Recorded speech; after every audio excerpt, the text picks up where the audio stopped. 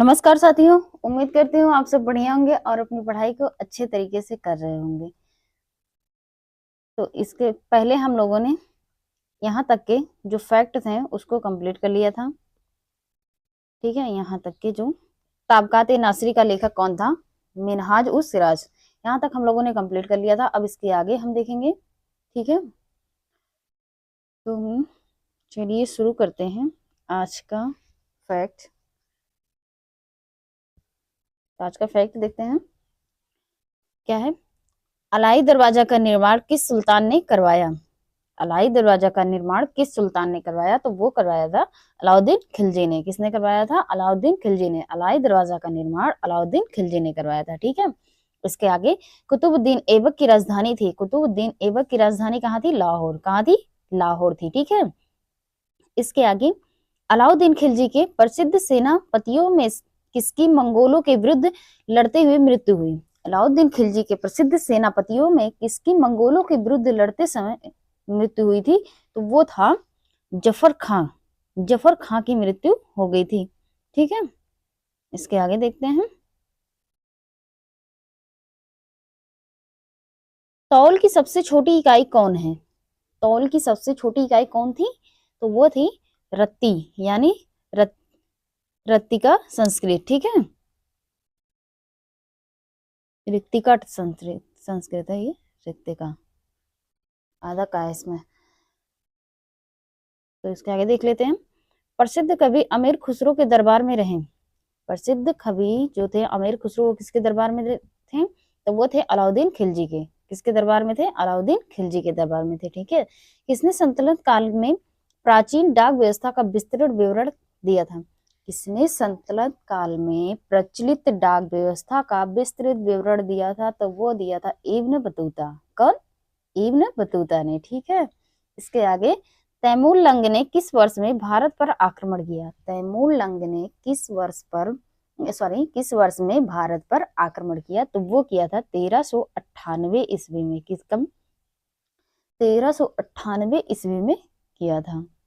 इसके आगे देखते हैं।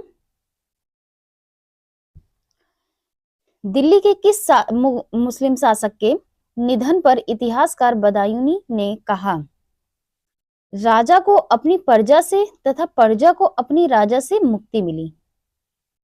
दिल्ली का ऐसा कौन सा शासक था जिसके निधन पर बदायूनी ने कहा था कि राजा को अपनी प्रजा से और प्रजा को अपनी राजा से मुक्ति मिली? तो वो था मोहम्मद बिन तुगलक। कौन?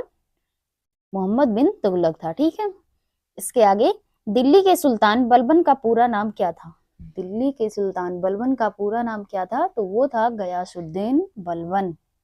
कौन? गयासुद्दीन बलबन। बलबन का पूरा नाम गयासुद्दीन बलबन था। ठीक है, इसके आगे कौन सा सुल्तान नया धर्म चलाना चाहता था किंतु उलेमाओं ने विरोध किया? ऐसा कौन सा सुल्तान था जो नया धर्म चलाना चाहता था लेकिन उलेमाओं ने विरोध किया? तो वो था अलाउद्दीन खिलजी। उलेमा ने विरोध किया था इसका।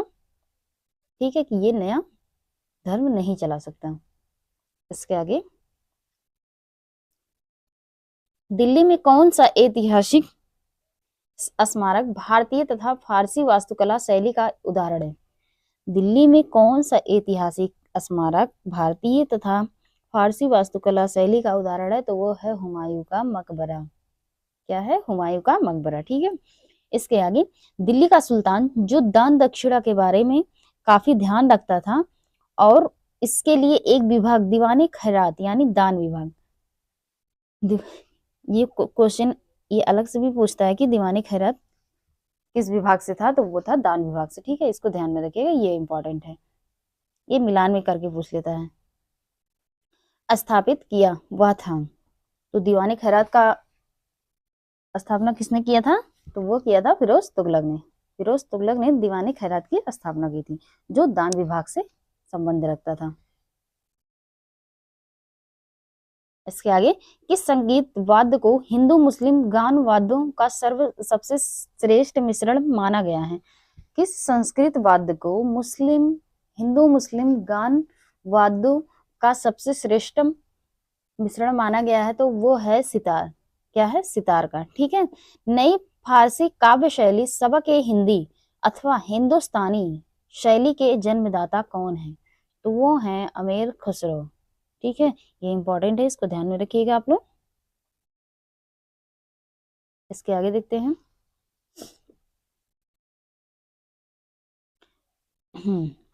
अनुकूल परिस्थितियों मौजूद होने के बावजूद, अनुकूल परिस्थितियां मौजूद होने के बावजूद गुलाम वंश के शासक भारत में अपने साम्राज्य का विस्तार नहीं कर पाए।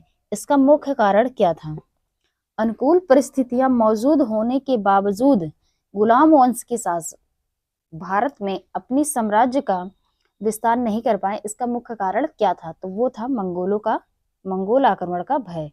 ठीक है, मंगोल आक्रमण के भय के कारण गुलाम वंश अपना साम्राज्य जो है सही तरीके से विस्तृत नहीं कर पाए भारत में। ठीक है, इसके आगे तुगलकनामा के रचनाकार कौन है? तुगलकनामा के रचनाकार कौन है? तो वो है अमीर खुसरो। ठीक है, इसको ध्यान में रखिएगा। तुगलकनामा के रचनाकार कौन है? अमीर खुसरो। इसके आगे भारत में मोहम्मद गौरी ने किसको प्रथम अक्ता प्रदान किया था? तो वो किया था कुतुबुद्दीन ऐबक को। प्रथम इक्ता ये होगा। ठीक है, प्रथम इक्ता किसे प्रदान किया था? तो वो किया था कुतुबुद्दीन ऐबक को। ठीक है, इसके आगे किस सुल्तान के काल में खालिशा भूमि अधिक पैमाने पर विकसित हुई थी?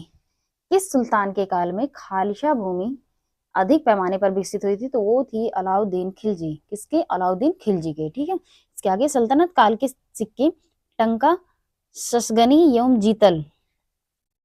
सल्तनत काल के सिक्के टंका, ससगनी और जीतल किन धातुओं से बने थे?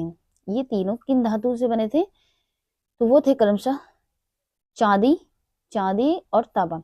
टाका भी जो था वो चांदी का बना था और ससगनी भी चांदी का बना था, लेकिन जीतल जो है वो तांबा का बना हुआ था। ठीक है, जीतल सिक्का जो था वो तांबा से बना हुआ था। इसको ध्यान में रखिएगा आप लोग, ये भी इंपॉर्टेंट हो जाता है। ठीक है, अब इसके आगे देखते हैं। अमरकोही कृषि विभाग नामक एक नया विभाग किस सुल्तान द्वारा शुरू किया गया था? अमीरकोही किसे कहते हैं? कृषि विभाग को। ठीक है, इसको ध्यान में रखिएगा। अमीरकोही कृषि विभाग को कहा गया है। तो ये जो अमीरकोही था ये किस सुल्तान ने स्टार्ट किया था? तो वो किया था मोहम्मद बिन तुगलक ने। मोहम्मद बिन तुगलक ने ही अमीरकोही की शुरुआत किया था। ठीक है, इसके आगे अमीर खुसरो ने किसके विकास में अग्रगामी की भूमिकाएं निभाई? तो वो था खड़ी बोली। ठीक है, खड़ी बोली के जो रचनाकार है वो अमीर खुसरो है। ठीक है, इसको ध्यान में रखिएगा, ये भी इंपॉर्टेंट है। इसके आगे देखते हैं।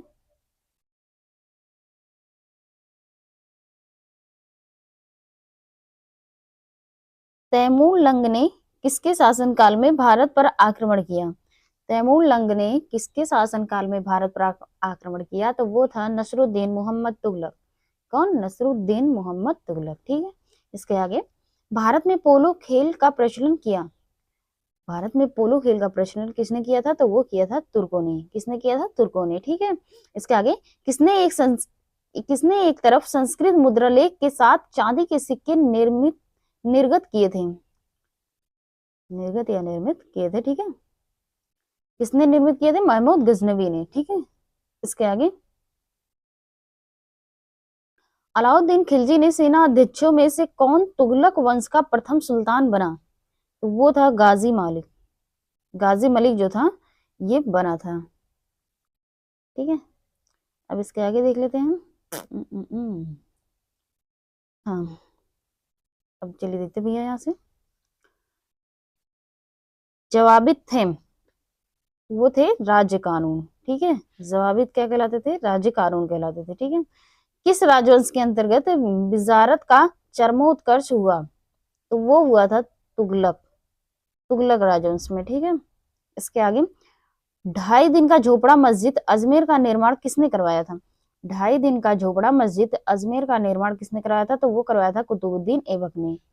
इसके आगे कौन अपने को ईश्वर का अभिशाप कहता था? कौन अपने आप को ईश्वर का अभिशाप कहता था? तो वो था चंगेज खां। चंगेज खां जो था वो अपने आप को ईश्वर का अभिशाप कहता था। ठीक है, इसके आगे,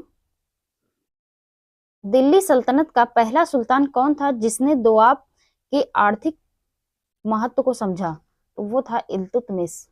ठीक है, इसके आगे, दिल्ली सल्तनत के तुगलक राजवंश का अंतिम शासक कौन था? दिल्ली सल्तनत के तुगलक राजवंश का अंतिम शासक कौन था? तो वो था नसरुद्दीन महमूद। कौन था? नसरुद्दीन महमूद। इसके आगे, सल्तनत काल में फवाजिल का क्या अर्थ था? फवाजिल का क्या अर्थ था? तो वो था इक्तादारों द्वारा सरकारी खजाने में जमा करने वाली अधिशेष राशि। फवाजिल का क्या अर्थ था? इक्तादारों द्वारा सरकारी खजाने में जमा की जाने वाली अधिशेष राशि। ठीक है, ये फवाजिल का अर्थ था सल्तनत काल में। इसके आगे, दिल्ली सल्तनत जो भारत में नहरों के सबसे बड़े जाल का निर्माण करने के लिए प्रसिद्ध है वह था?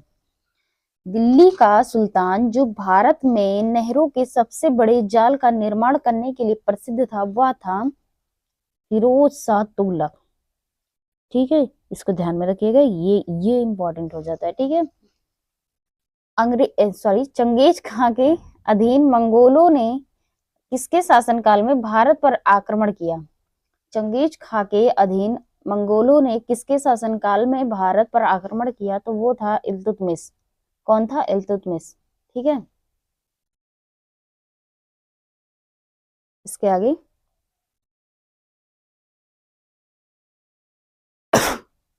सॉरी, अपनी शक्ति को समेकित करने के बाद बलबन ने भव्य उपाधि धारण की। तो बलबन ने कौन सी उपाधि धारण की थी? वो थी तोते हिंद। तोताए हिंद। ठीक है, बलबन ने ये उपाधि धारण की थी। इसके आगे, कौन से सुल्तान की मृत्यु अफगानपुर या तुगलकाबाद में लकड़ी से बने स्वागत भवन में गिरने से हो गई थी? तो लकड़ी के भवन में किसकी मृत्यु हुई थी? तो हुई थी गयासुद्दीन तुगलक की। ठीक है, ये तुगलकाबाद में लकड़ी से बने महल में इसकी मृत्यु हो गई थी। नहर निर्माण कराने वाला दिल्ली का प्रथम सुल्तान कौन था? नहर निर्माण कराने वाला दिल्ली का प्रथम सुल्तान कौन था? तो वो था गयासुद्दीन तुगलक। ठीक है, गयासुद्दीन तुगलक ने करवाया था नहर निर्माण सबसे पहले। इसके बाद, लोधी वंश का सर्वाधिक शक्तिशाली सुल्तान था। लोधी वंश का सर्वाधिक शक्तिशाली सुल्तान था तो वो था सिकंदर लोधी। कौन था? सिकंदर लोधी। ठीक है, इसके आगे, किसने भूमि मापने का पैमाना गज सिकंदरी का प्रचलन किया? किसने भूमि मापने का पैमाना गज सिकंदरी का प्रचलन किया? तो वो था सिकंदर लोधी। सिकंदर लोधी ने ही गज सिकंदरी का पैमाना स्टार्ट किया था भूमि नापने के लिए। इसके आगे, किस मुस्लिम शासक के सिक्कों पर देवी लक्ष्मी की आकृति बनी थी? किस मुस्लिम शासक के सिक्कों पर देवी लक्ष्मी की आकृति बनी थी? तो वो थी मोहम्मद गौरी। ठीक है, मोहम्मद गौरी ने अपने सिक्कों पर देवी लक्ष्मी की आकृति बनवाई थी। इसके आगे,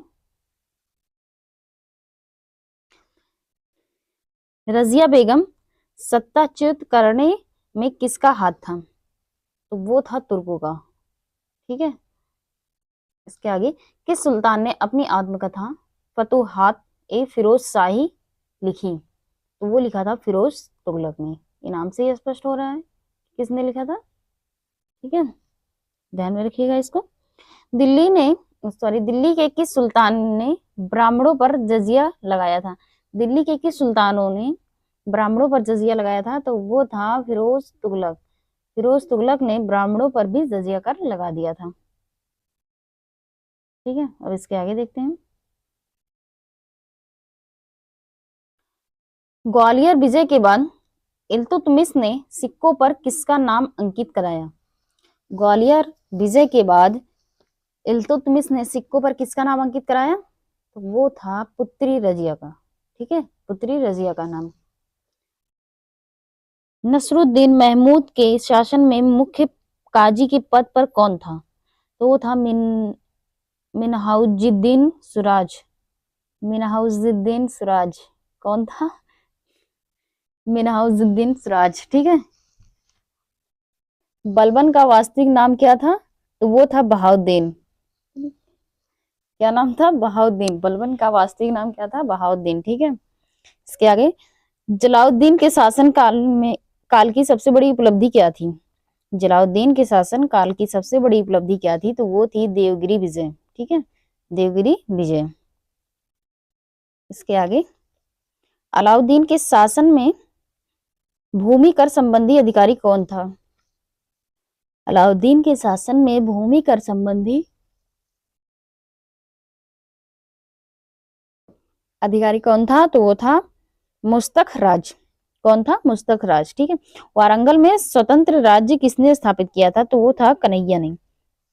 कन्हैया ने वारंगल में स्वतंत्र राज्य स्थापित किया था, ठीक है।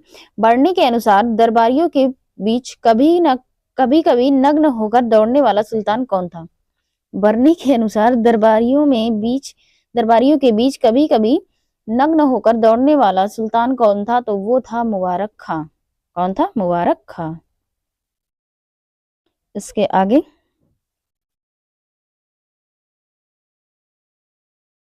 हिंदू धर्म से परिवर्तित मुस्लिम शासक कौन था? हिंदू धर्म से परिवर्तित मुस्लिम शासक कौन था? तो वो था नसरुद्दीन खुसरो शाह। नसरुद्दीन खुसरो शाह था, ठीक है। इसके आगे,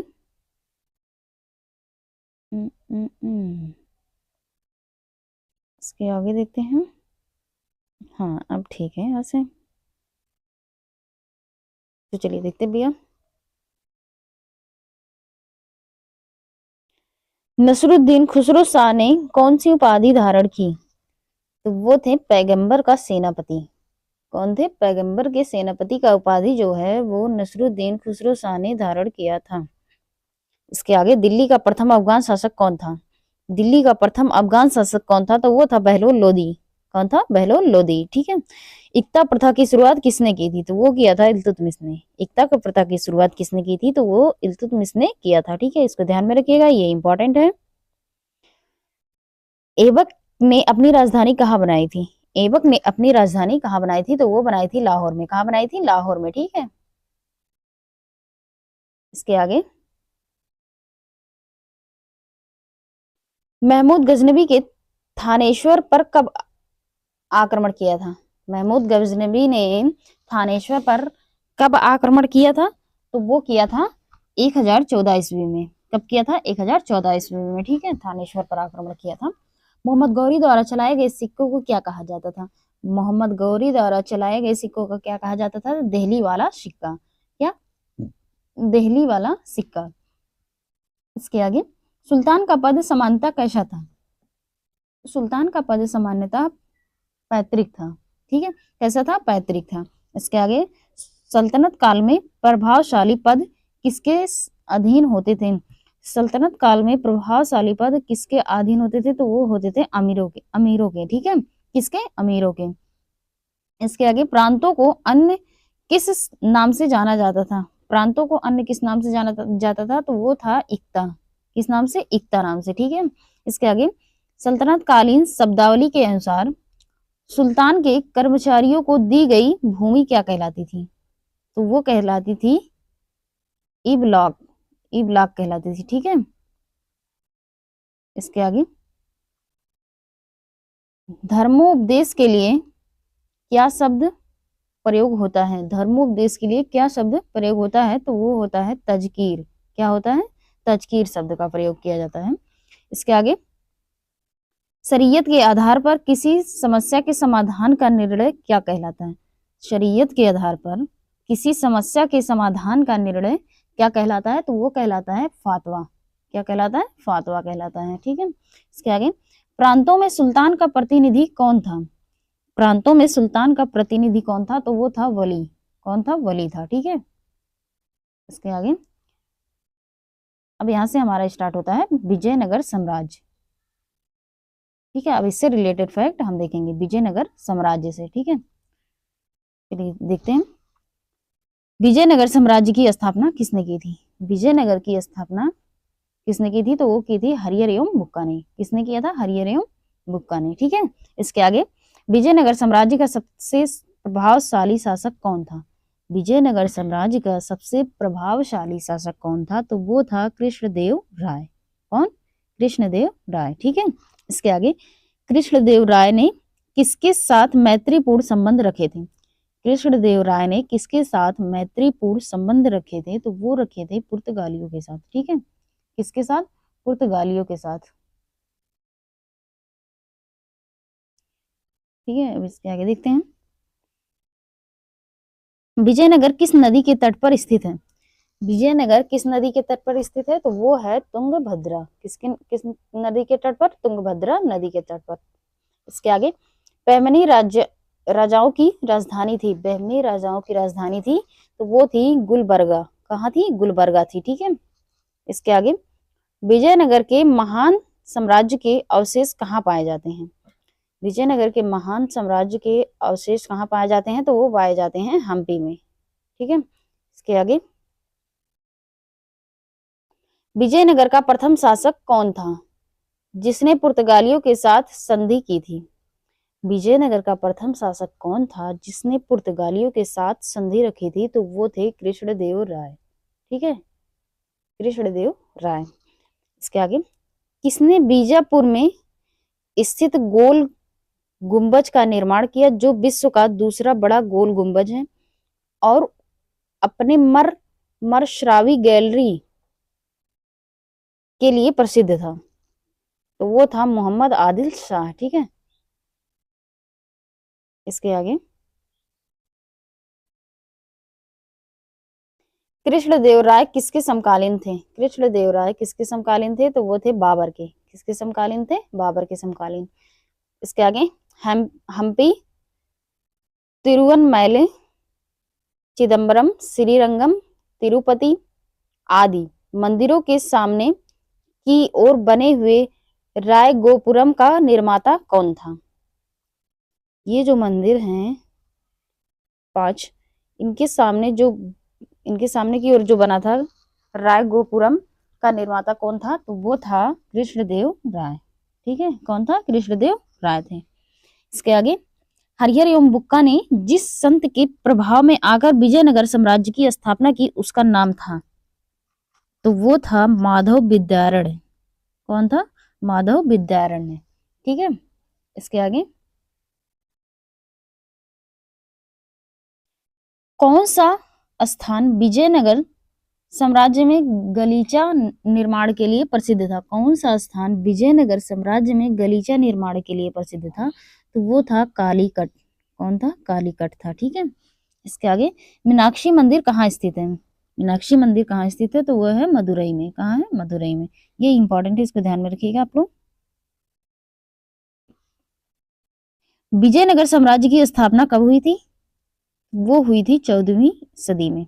विजयनगर की स्थापना कब हुई थी? तो वो हुई थी 14वीं सदी में। ठीक है, इसके आगे कृष्णदेव राय राजा थे तो वो थे विजयनगर के। विजयनगर की राजा कौन थे? कृष्णदेव राय थे। ठीक है, चार मीनार का निर्माण किसने करवाया था? चार मीनार का निर्माण किसने कराया था? तो वो कराया था कुली कुतुब शाह ने। किसने? कुली कुतुब शाह ने करवाया था। ठीक, इसके आगे गोलकुंडा कहाँ अवस्थित है? गोलकुंडा कहाँ अवस्थित है? तो वो है हैदराबाद में। ठीक है, इसके आगे हम्पी का खुला संग्रहालय किस राज्य में है? हम्पी का खुला संग्रहालय किस राज्य में है? तो वो है कर्नाटक में। ठीक है, कहाँ है? कर्नाटक में। इसके आगे देखते हैं।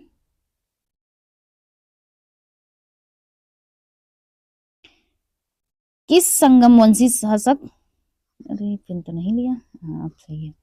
किस संगमवंशी शासक को प्रौढ़ देवराय भी कहा जाता है? तो वो कहा जाता है देवराय सेकंड को। ठीक है, किसे कहा जाता है? देवराय सेकंड को।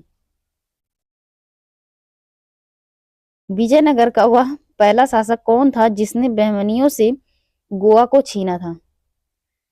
कौन था? हरिहर सेकंड। हरिहर सेकंड ने बहमनियों से गोवा छीन लिया था। इसके आगे विजयनगर साम्राज्य के वित्तीय व्यवस्था की प्रमुख विशेषता क्या थी? विजयनगर साम्राज्य के वित्तीय व्यवस्था की प्रमुख विशेषता क्या थी? तो वो थी भू राजस्व। क्या था? भू राजस्व। ठीक है, इसके आगे, अठवड़ का मतलब है, अठवड़ का क्या मतलब है? तो वो है भू राजस्व विभाग से। अठवड़ का क्या मतलब है? भू राजस्व विभाग से। ठीक है, बीजापुर का गोल गुंबज किसका मकबरा है? बीजापुर का गोल गुंबज किसका मकबरा है? तो वो है मोहम्मद आदिल शाह का। किसका मकबरा है? मोहम्मद आदिल शाह का। इसके आगे, विजयनगर साम्राज्य अपने उद्भव के लिए आभारी है। विजयनगर साम्राज्य अपने उद्भव के लिए आभारी है, तो वो है हरिहर एवं बुक्का का। ठीक, चार मीनार स्थित है। चार मीनार कहाँ स्थित है? वो है हैदराबाद में। ठीक है, हैदराबाद में स्थित है। इसके आगे, प्रसिद्ध ऐतिहासिक स्थल हम्पी किस जिले में स्थित है? प्रसिद्ध ऐतिहासिक स्थल हम्पी किस जिले में स्थित है? तो वो है बेल्लारी में। कहाँ है? बेल्लारी में। विजयनगर के राजा कृष्णदेव राय ने गोलकुंडा का युद्ध किस राजा के साथ लड़ा था? गोलकुंडा का युद्ध किसके साथ लड़ा था? तो वो लड़ा था कुली कुतुब शाह के साथ। किसके साथ? कुली कुतुब शाह के। इसके आगे, कृष्णदेव राय के दरबार में अष्टदिग्गज कौन थे? कृष्णदेव राय के दरबार में अष्टदिग्गज थे, तो वो 8 तेलुगु कवि। ठीक है, 8 तेलुगु कवि।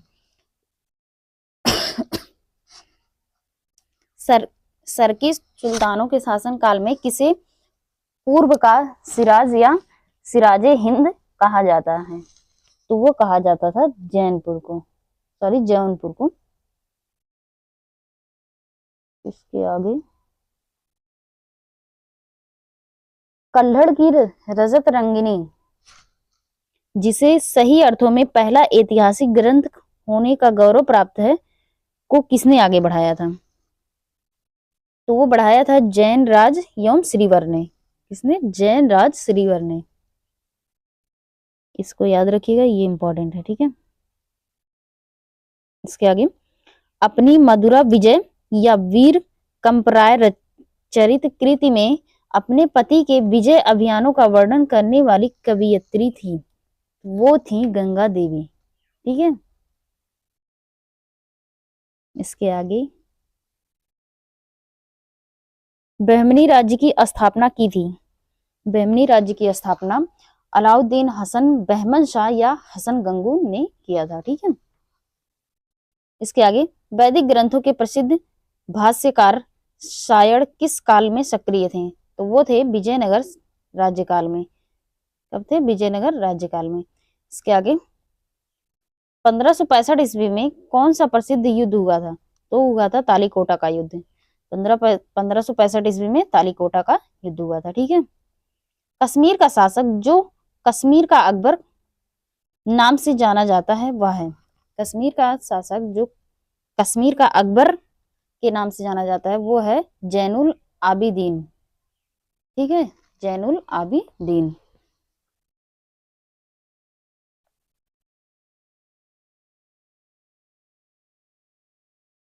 कृष्णदेव राय आमुक्त मालद्य काव्य की रचना किस भाषा में की थी?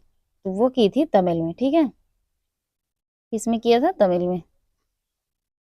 कृष्णदेव राय का राज कवि था, तो वो था पेदन्ना। कौन था? पेदन्ना था। ठीक है, इसके आगे, विजयनगर के शासक, विजयनगर के किस शासक को आंध्र पितामह के नाम से भी जाना जाता था? तो वो था कृष्णदेव राय। कृष्णदेव राय को आंध्र पितामह भी कहा जाता था। ठीक है, किस शासनकाल में तेलुगु साहित्य का क्लासिकी युग माना जाता है? किसके शासनकाल में तेलुगु साहित्य का क्लासिकी युग माना जाता है? तो वो है कृष्णदेव राय। ठीक है, कौन है? कृष्णदेव राय। इसके आगे, किसका शासनकाल तेलुगु साहित्य का क्लासिकी युग जाना जाता है? अरे यहाँ तक तो हो गया था। इसके आगे, बहमनी साम्राज्य को किसने चरमोत्कर्ष पर पहुंचाया? तो वो था महमूद गावा ने। किसने पहुंचाया था? महमूद गावा ने। ठीक है, इसके आगे, टोडरमल का पूर्वगामी किसे कहा जाता है? टोडरमल का पूर्वगामी किसे कहा जाता है? तो वो कहा जाता है महमूद गावा को। ठीक है। इसके आगे, जब राजा ओडेयार ने मैसूर राज्य की स्थापना की तब विजयनगर साम्राज्य का शासक कौन था? जब राजा ओडेयार ने मैसूर राज्य की स्थापना की तब विजयनगर साम्राज्य का शासक कौन था? तो वो था वेंकट सेकंड। कौन था? वेंकट सेकंड था। ठीक है। इसके आगे, मुस्लिम शासकों में किस एक को उसकी धर्म निरपेक्षता में आस्था के कारण उसकी मुस्लिम प्रजा जगत गुरु कहकर पुकारती थी? तो वो था इब्राहिम आदिल शाह को। इब्राहिम आदिल शाह को जगत गुरु कहकर पुकारती थी। ठीक है। किस मंदिर के भीतरी दीवारों पर रामायण के दृश्य उत्कीर्ण किए गए हैं? तो वो किए गए हैं हजार रामा स्वामी मंदिर में। इसमें हजार रामा स्वामी मंदिर में। ठीक है। तो आज के लिए इतना ही। इसके आगे कल कंटिन्यू रखेंगे। Thank you so much.